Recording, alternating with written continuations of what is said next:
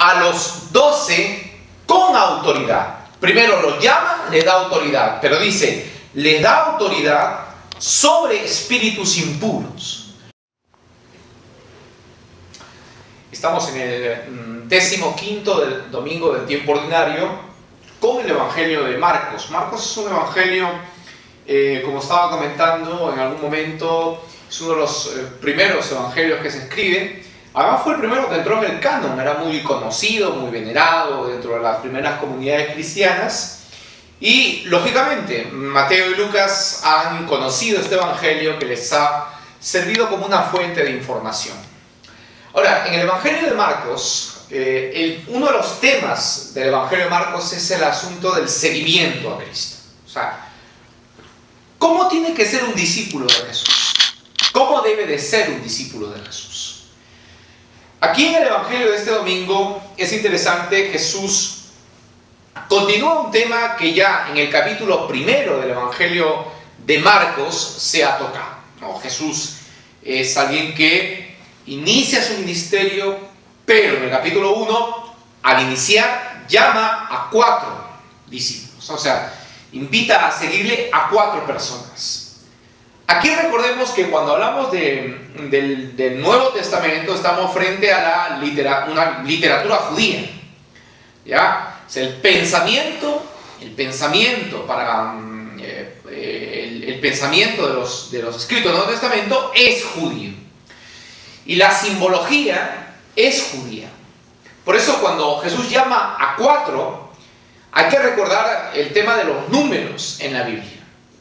Por ejemplo, 4 en la Biblia son los 4 puntos cardinales, ¿no? Y 4 hace referencia al mundo. Por eso cuando se dice en el Evangelio de Marcos, descargaron 4 personas a un paralítico, lo que quiere decir es que el mundo como tal, enfermo, se pone delante de Jesús, ¿no? Y aquí ahora también entramos en ese tema de los números porque nos presenta 2 cosas interesantes, ¿no? El número 12 y el número 72. Pero volviendo al tema de los números, 4 son los puntos cardinales ahora. Significa que estos 4 primeros discípulos tratan más o menos de decir que el evangelio se va a dar al mundo, o sea, se va a extender en el mundo, ¿no? Pero hay algo importante, ¿no? Jesús no predica solo, su misión no la hace sola, busca siempre al inicio ya una comunidad, ¿no? El evangelio dice así: mientras recorría los pueblos de alrededor enseñando, llamó a los 12. Y esto tiene que ver también con la manera de entender al Mesías. Cuando venga el Mesías, en la época de Jesús, el pensamiento es este: cuando venga el Mesías va a volver a reunir a las 12 tribus, va a volver a agrupar a las 12 tribus. O sea, si Jesús tiene conciencia de su mesianismo, en esta frase se deja notar. La figura de los 12 es una figura que de alguna manera dice algo de la conciencia que tiene Jesús de su mesianismo. Entonces viene a reunir al pueblo. Por eso la iglesia viene a ser este nuevo pueblo de Israel, el nuevo pueblo de Dios. Llamó a los 12 y los fue enviando de 2 en 2. Eso también tiene que ver con el aspecto judío. La ley dice que hay que tener 2 testigos para un juicio, para una predicación. Para todo problema que se quiera resolver en el pueblo tiene que haber 2. Lo mantiene la ley. Y acá el Evangelio recuerda esta norma judía. Los manda de 2 en 2. Y después, más adelante, habla del mandato de los 72. ¿No? Dice aquí, los 72 discípulos a los cuales Jesús manda. Pero esta verdad que esta figura de los 72 tiene que ver con el libro del Éxodo y los 70 ancianos donde el Espíritu Santo baja sobre ellos. Eso está en el Antiguo Testamento. Pero bien, Jesús manda a los 12 con autoridad. Primero los llama, le da autoridad, pero dice, le da autoridad sobre espíritus impuros. Esto me parece fundamental porque otro de los temas de Marcos es el tema de los demonios.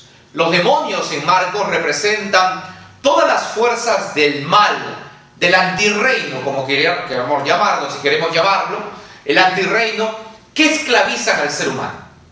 Jesús desde el inicio aparece luchando contra este antirreino, por eso el primer milagro de Jesús es un exorcismo.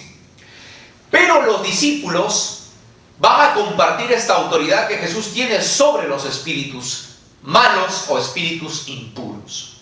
Los manda con autoridad, dice, y los manda también, dice al final, para expulsar demonios y para sanar enfermos. Por tanto, aquí hay algo importante. Los seguidores del Señor tienen la misión continúan la misión de Jesús, que, digamos, tiene dos aspectos.